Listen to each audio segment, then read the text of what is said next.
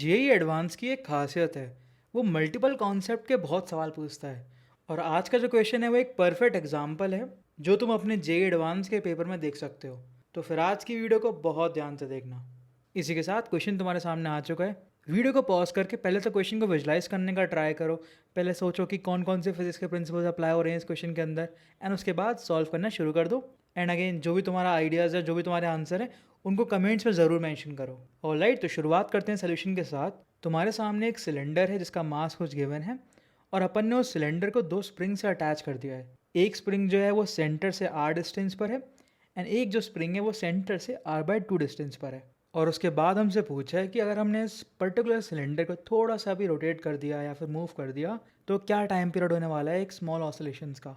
Alright, और अपन को एक अजम्पशन लेना है कि सिलेंडर जो है हमेशा प्योर रोलिंग की स्टेट में है। Got it.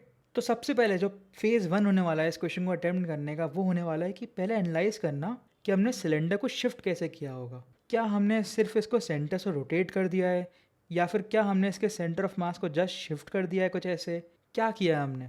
तो अगर तुम क्वेश्चन की लैंग्वेज को बहुत अच्छे से समझते हो तो वहाँ पर लिखा हुआ है कि सिलेंडर हमेशा प्योर रोलिंग कर रहा है।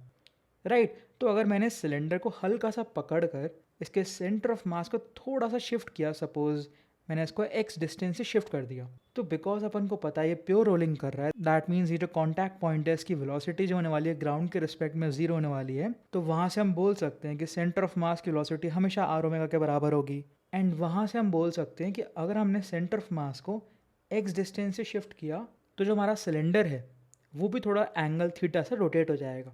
राइट, बिकॉज यहाँ से x is equals to R theta आ जाएगा। ठीक है, तो बेसिकली x डिस्टेंस मूव करने के मैकेनिज्म में हमने सिलेंडर को हल्का सा रोटेट भी कर दिया बाय थीटा एंगल, और थीटा और x में ये रिलेशन है। ठीक है, अब बहुत बच्चे ना यहाँ पर कंफ्यूज हो सकते हैं, लाइक वो पहले स्टेप में ही गलती कर देंगे। या तो वो ये अज्यूम करेंगे कि हमने सिलेंडर को जस्ट रोटेट कर दिया, या फिर वो सिर्फ x डिस्टेंस से शिफ्ट करवाएंगे। वो दोनों कंसिडर नहीं करेंगे, और ये है इस क्वेश्चन की पहली खासियत। ऑलराइट, तो यहाँ पर अपन को बहुत ध्यान देते हुए आगे बढ़ना है। ठीक है, फिर जैसे ही अपन ने सिलेंडर को अगर हल्का सा एक्स डिस्टेंस से मूव करवा दिया एंड ऑल्सो थीटा एंगल से रोटेट कर दिया, तो अब एनालाइज करते हैं कि दोनों ही स्प्रिंग्स के अंदर कितना एक्सटेंशन आया होगा। सिंस अपना जो एंगल ऑफ रोटेशन या फिर जो जिस एंगल से अपन ने रोटेट किया है वो बहुत स्मॉल है, तो फिर अपन अज्यूम कर सकते हैं कि हमारी जो स्प्रिंग है, दोनों ही स्प्रिंग एक्चुअली हमेशा हॉरिजॉन्टल रह रही हैं। राइट, आइडियली तो जो होगा वो स्प्रिंग का जो पॉइंट है वो थोड़ा सा ऐसे नीचे जा सकता है, बट सिंस जो हमारा थीटा है वो बहुत छोटा है, तो हम अज्यूम कर सकते हैं कि दोनों ही स्प्रिंग्स हॉरिजॉन्टल रहीं। राइट, तो अब अगर अपन ये वाली स्प्रिंग के अंदर एक्सटेंशन या कंप्रेशन की बात करते हैं, तो अगर अपन इस पॉइंट को बहुत ध्यान से देखें, सपोज मैंने रब कर दिया पॉइंट, दिस पॉइंट, तो एक्चुअली ये पॉइंट थीटा एंगल से रोटेट करा एंड ऑल्सो शिफ्ट भी करा हमारा सेंटर ऑफ मास। तो टोटल कंप्रेशन जो होगा हमारी स्प्रिंग के अंदर, वो कंट्रीब्यूशन आएगा सेंटर ऑफ मास के मूवमेंट से, बिकॉज सिलेंडर थोड़ा शिफ्ट हो गया है, कुछ नई सिलेंडर कुछ इस पोजीशन पर आ चुका है। एंड ऑल्सो कंट्रीब्यूशन आएगा हमारे एंगल के रोटेट करने से या फिर सिलेंडर के रोटेट करने से। और वो जो कंप्रेशन होगा वो किसके बराबर हो जाएगा, बेसिकली मेरी आर्क लेंथ के बराबर, जो होने वाली है मेरी r/2 इंटू थीटा। तो यहाँ से जो टोटल कंप्रेशन आया इस स्प्रिंग के अंदर वो हो जाएगा मेरा x plus r theta by two. And similarly ये वाली स्प्रिंग के अंदर कितना हो जाएगा एक्सटेंशन, x प्लस जो भी इसकी आर्क लेंथ आएगी that will B r times theta. तो अगर अपन r थीटा को सब्स्टिट्यूट कर देते हैं तो हमारी लेफ्ट वाली जो स्प्रिंग है इसके अंदर कंप्रेशन 3x/2 का आ गया, एंड हमारी जो राइट वाली स्प्रिंग है उसके अंदर कंप्रेशन आ गया 2x का। ठीक है, अपन ने अब दोनों स्प्रिंग्स के कंप्रेशन को समझ लिया है। अब क्वेश्चन में एक और इन्फॉर्मेशन गिवन है कि जो हमारी लेफ्ट वाली स्प्रिंग है ये 1/3 लेंथ है अपनी ओरिजिनल लेंथ वाली स्प्रिंग की। राइट, जिसका जो स्प्रिंग कांस्टेंट गिवन है k, और ये जो हमारी स्प्रिंग है ये 2l/3 लेंथ है हमारी ओरिजिनल लेंथ की। तो अब यहाँ पर बहुत इंपॉर्टेंट कॉन्सेप्ट लगने वाला है कि जो स्प्रिंग कांस्टेंट होता है, अगर तुमने थोड़ा सा भी हुक्स लॉ के बारे में पढ़ा है तो अपन को ये आइडिया होना चाहिए कि जो स्प्रिंग कांस्टेंट होता है वो इन्वर्सली प्रोपोर्शनल होता है हमारी स्प्रिंग की नेचुरल लेंथ से। तो यहाँ से हम बोल सकते हैं कि अगर हमारी l लेंथ की स्प्रिंग है और उसका स्प्रिंग कांस्टेंट k है, तो हमारी l/3 लेंथ की स्प्रिंग जो होगी उसका स्प्रिंग कांस्टेंट 3k हो जाएगा, एंड हमारी जो लेंथ 2l/3 की स्प्रिंग होगी उसका जो स्प्रिंग कांस्टेंट होगा वो 3k/2 हो जाएगा। ठीक है, तो यहाँ से अपन ने लेफ्ट और राइट दोनों स्प्रिंग का स्प्रिंग कांस्टेंट निकाल लिया, that is 3k and this is 3k/2। Alright, तो ये हो गया फेज़ वन समाप्त, जहाँ पर हमने स्प्रिंग के कॉन्फ़िगरेशन को समझ लिया, ये समझ लिया कि अपन ने सिलेंडर को कैसे रोटेट किया है, कैसे मूव किया है, एंड अपन ने ये भी समझ लिया कि कितना कंप्रेशन आने वाला है हमारी दोनों स्प्रिंग के अंदर। अब मूव करते हैं फेज़ 2 के अंदर, जहाँ पर अपन डायनेमिक्स के प्रिंसिपल्स अप्लाई करेंगे, राइट। तो पहले एफ बना लेते हैं हमारे सिलेंडर का। तो सपोज़ ये मेरा कोई सिलेंडर है, तो उसके यहाँ पर लगने वाला है लेफ़्ट वाली स्प्रिंग की वजह से कंप्रेशन वाला force, that will be equal to जो भी हमारा स्प्रिंग कांस्टेंट है दैट 3K, एंड जो भी इसके अंदर कंप्रेशन है दैट इज़ 3x/2 सॉरी। अब बात करते हैं राइट वाली स्प्रिंग के, तो वो भी फोर्स लगाएगा एंड वो भी सेम ही डायरेक्शन में फोर्स लगाएगा, राइट, बिकॉज उसके अंदर एक्सटेंशन आ चुका है। और उसका फोर्स कितना हो जाएगा, बेसिकली 3K/2 उसका स्प्रिंग कांस्टेंट है और उसके अंदर कितना एक्सटेंशन आया, 2x। ऑलराइट, अब यहाँ पर बच्चे एक और गलती कर सकते हैं जो बहुत इंपॉर्टेंट है, वो यहाँ पर सिर्फ यही दो फोर्स को अज्यूम कर लेंगे। क्वेश्चन में कहीं भी मेंशन नहीं है कि जो हमारी जो सरफेस है वो फ्रिक्शनलेस है, और जब अपन सिलेंडर को मूव करेंगे और रोटेट भी कर देंगे तो हो सकता है फ्लोर से भी थोड़ा सा फ्रिक्शन फोर्स अप्लाई हो जाए, एंड अपन को वो भी कंसिडर करना होगा, राइट। तो मैं अज्यूम करता हूँ अभी कि फ्रिक्शन फोर्स की डायरेक्शन कुछ इस तरीके से है, दिस इज़ माई एफ ठीक है। सिंस क्वेश्चन में मैंशनड है कि प्योर रोलिंग हो रही है, तो यहाँ पर काइनेटिक नहीं स्टैटिक फ्रिक्शन ही लग रहा होगा, गॉट इट। तो इसी के साथ अपन पहले न्यूटन सेकंड लॉ लगाते हैं। तो यहाँ से हमारे पास रिलेशन आने वाला है कुछ इस फॉर्म में। अब बात करते हैं रोटेशनल डायनेमिक्स की, बेसिकली जो सेंटर ऑफ मास है उसके अबाउट टॉर्क को एनालाइज करेंगे और वाली भी इक्वेशन यूज़ करेंगे। तो अगर अपन अभी की कॉन्फ़िगरेशन को एनालाइज करें तो तीनों ही फोर्सेस जो हैं उनके टॉर्क सेम डायरेक्शन में है। तो सबके लिए मैं टॉर्क लिख देता हूँ। अगर लेफ़्ट वाली स्प्रिंग की बात करें तो इसका फोर्स तो इतना है, बट इसकी जो आर्म लेंथ है वहाँ गलती मत करना, वो r/2 है। तो इसका टॉर्क कितना हो जाएगा कुछ इस फॉर्म में, प्लस जो ऊपर वाली स्प्रिंग है उसका तो r ही है हमारा आर्म लेंथ, तो उसका टॉर्क ऐसा हो जाएगा, और फ्रिक्शन का टॉर्क भी पॉजिटिव आएगा, that is Fs into r. अभी किसके बराबर हो जाएगा, हमारे I about centre of mass into alpha.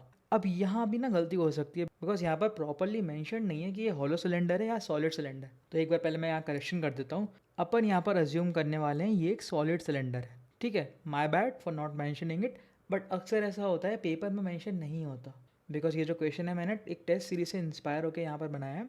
So in that case पहला स्टेप होगा, तुम अपने एग्जामिनर से पूछो कि यहाँ पर सिलेंडर का गिवन नहीं है कि कौन सा सिलेंडर है, तो वहाँ पर करेक्शन हो सकता है।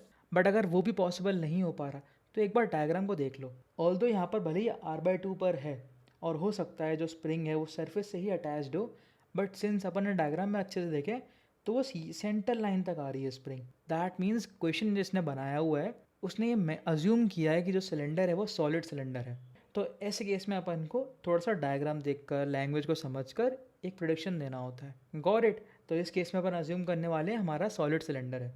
तो फॉर सॉलिड सिलेंडर अपन को ऑलरेडी पता है जो मेरा मोमेंट ऑफ इनर्शिया हो जाता है दैट इज mr²/2। तो अब हमारे सामने दो इक्वेशन आ चुकी हैं।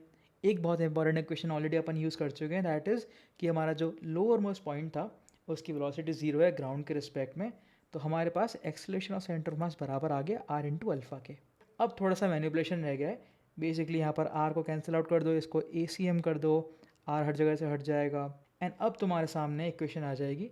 इन दोनों इक्वेशन को अगर अपन ऐड कर देते हैं तो फ्रिक्शन फोर्स जो है वो कैंसिल आउट हो जाएगा और हमारे सामने एक्सेलरेशन आ जाएगा ऑफ माई सेंटर ऑफ मास। तो फाइनल इक्वेशन कुछ ऐसी लगने वाली है। अब यहाँ पर थोड़ा सा और मैनिपुलेशन करने के बाद तुम्हारा एक्सेलरेशन हो जाएगा 17K/2m, और यहाँ पर अपन एक्सेलरेशन को क्या लिख सकते हैं, -d2x/dt2। तो तुम देख सकते हो जो हमारे पास इक्वेशन निकल कर आएगी, जो डिफरेंशियल इक्वेशन है वो रिप्रेजेंट कर रही है हमारे सिंपल हार्मोनिक मोशन को, और यहाँ जो क्वांटिटी है 17K/2m ये एक्चुअली हमारी एंगुलर वेलोसिटी स्क्वायर के बराबर है। तो इससे अपन एंगुलर वेलोसिटी निकाल सकते हैं, बेसिकली 17K/2m का अंडर रूट। और याद रखना ये एंगुलर वेलोसिटी हमारी सिलेंडर के रोटेट करने की नहीं है, सिंपल हार्मोनिक मोशन की एंगुलर फ्रीक्वेंसी है। और इसके साथ अपन का जो टाइम पीरियड की वैल्यू आएगी that will be equal to 2π√/ω and that is 2m/17K। अब यहाँ पर अगर तुम मास को रख देते हो 34 kg, इसलिए 34 दिया था, देख रहे हो, मतलब 34 देने का मतलब ही यही था बिकॉज नीचे 17 आने वाला था, एंड k की वैल्यू है हमारी π², तो पाई कैंसिल आउट हो जाएगा बाहर आकर, ये 34 का 2 हो जाएगा और हमारे सामने टाइम पीरियड की वैल्यू आएगी 4 सेकेंड्स। तो this is our final answer. तो देख रहे हो क्वेश्चन कितना ज़्यादा इंटरेस्टिंग और कितना ज़्यादा फंडामेंटली इंपॉर्टेंट है। Like more than one concept का यूज़ हो रहा है, simple harmonic motion coupled with my pure rolling coupled with my rotational dynamics, and वो इस क्वेश्चन को बहुत ज़्यादा इंटरेस्टिंग बना देती है और बहुत ज़्यादा रेलिवेंट बनाती है हमारी जेईई एडवांस के लिए। लाइक देयर आर चांसेस कि ऐसा क्वेश्चन तुम्हारे जेईई एडवांस में अभी देखने को मिल जाए, एंड सिंस तुम ये ऑलरेडी वीडियो देख चुके हो तो हमें काफ़ी हेल्प मिलने वाली है। सो थैंक्स टू राज गौरव जिसने क्वेश्चन शेयर किया था, बड़ा ही इंटरेस्टिंग क्वेश्चन था और काफ़ी बच्चों को यहाँ पर हेल्प मिलने वाली है। इसी के साथ अपन वीडियो को एंड करते हैं, और तुम्हें वीडियो कैसी लगी और वीडियो के बाद तुम्हारी लर्निंग्स क्या थी उनको कमेंट्स में ज़रूर अपडेट करना। एंड इसी के साथ मैं एक बार फिर से रिपीट कर देता हूँ कि अगर अभी भी तुम स्ट्रगल कर रहे हो एडवांस लेवल प्रॉब्लम सॉल्विंग में, बैकलॉग्स बन गए हैं, कॉन्सेप्ट्स को अप्लाई नहीं कर पा रहे हो, then check out this course SO60। बहुत ही इंटरेस्टिंग कोर्स है। हर एक चैप्टर को ऐसी 60 प्रॉब्लम्स अपन ने ब्रेक किया और अलग अलग अप्रोचेस से अपन सीख रहे होते हैं उन कॉन्सेप्ट्स को, कैसे कॉन्सेप्ट्स को अप्लाई करके एक एडवांस लेवल प्रॉब्लम को सॉल्व कर सकते हैं। इसी के साथ अपन वीडियो को एंड करते हैं और मिलते हैं कल एक और नए इंटरेस्टिंग सवाल के साथ।